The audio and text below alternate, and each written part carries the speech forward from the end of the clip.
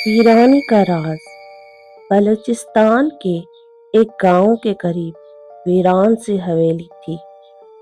कभी ऐसा घर देखा है जहाँ न रोशनी हो न जिंदगी, फिर भी आपको ऐसा लगे कि कोई अंदर से देख रहा हो।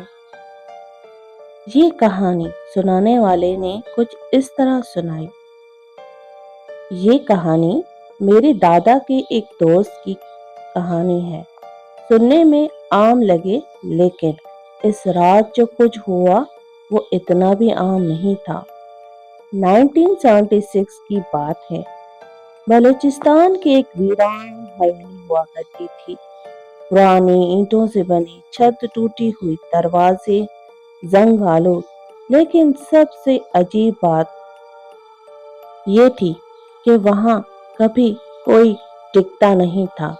जो भी वहां रात गुजारने की कोशिश करता, सुबह वो या तो पागल हो जाता या लापता हो जाता। दादा के दोस्त नईम शहर के गांव कुछ जमीन के काम के सिलसिले में आए थे।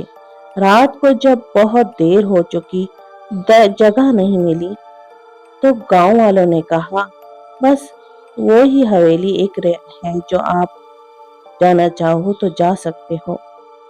नईम के दोस्त यानी मेरे दादा ने उनको मना किया कि ये रात तो फिर तुम्हें कभी भूल ना पाओगे।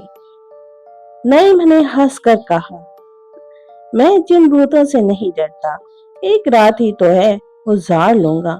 लेकिन अगली सुबह वो ही नहीं, गुमसुम खामोश आंखों में खौफ। नईम ने बताया कि जैसे ही वो अंदर दाखिल हुआ, सर्दी का एक झोंका जैसे उसके जिस्म में उतर गया, जिससे वो सुन्न हो गया। 12:30 बजे हवेली के दरवाजे ठक ठक बजने लगे और खुद ब खुद खुलते और बंद होते उसने देखे। फिर सीढ़ियों से उतरने की आवाज आई, ठक ठक ठक। मैंने कमरे का दरवाजा खोलकर देखा तो अंदर कोई इंसान नहीं था, बल्कि वो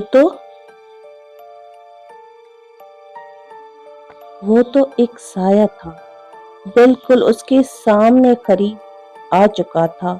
वो जो भी था मुकम्मल अंधेरे में था।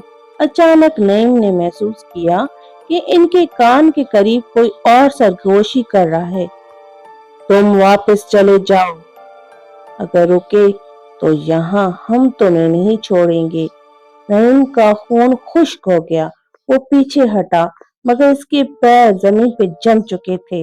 ना वो भाग पा रहा था, ना वो चीख पा रहा था। हवेली की दीवारों से आवाजें आने लगी कि तुम्हारी जगह अब यहीं है, कोई वापस नहीं जा सकता। अब तुम भी हमारे जैसे हो जाओगी। फिर नईम ने किसी की सांसों की आवाजें सुनी।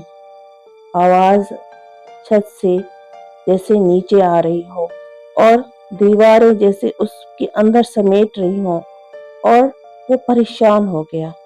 इतने में इसने आयतुल कुर्सी का वर्द किया। मुश्किल से दम खुद पे किया, फिर वो कुछ संभला और जमीन ने उसको छोड़ा और वो बेहोश हो गया।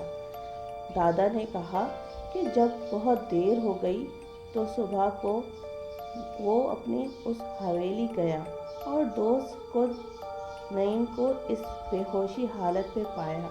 अस्पताल ले गया, इलाज हुआ, अब काफ़ी बेहतर है। जान बच गई तो लाखों पाए, मगर अब वो चल फिर नहीं सकता। बहुत मुश्किल होती है उसे, और वो हवेली आज भी अपने अंदर खौफनाक साए समेटे हुए है।